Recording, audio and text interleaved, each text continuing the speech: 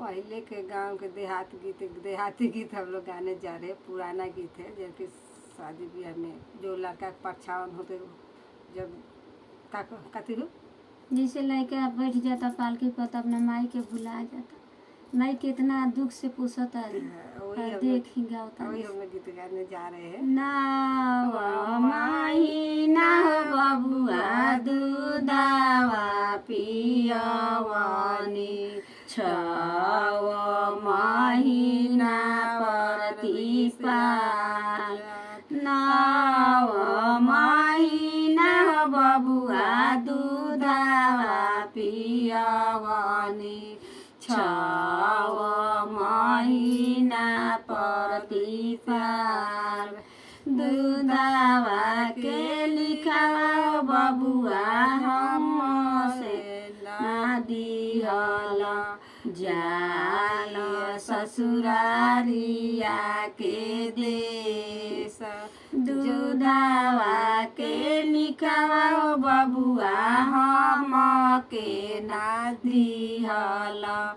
जाल ससुरारिया के ओर एक दिन गैला बबुआ अपना ससुरारिया आमा के दिहल बिसारी एक दिन गैला बबुआ अपना ससुरारिया चाची के दिहल बिसारी एक दिन गैला बबुआ अपना ससुरारिया झारी के दिहल बिसारी एक दिन गैला बबुआ अपना ससुरारिया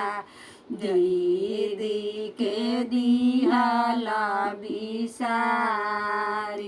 तू तो गैला बबुआ अपना ससुरारिया भाभियो रे फिरियो नाता केला तू तो गैला बबुआ अपना ससुरारिया दीदियो रे फिरियो नाता केला तू तो गैला बबुआ अपना ससुरारिया भैया ओरिया फिरियो नाता के देखिए एक दिन ससुरारी जाता रहा तो माई भुला जाता।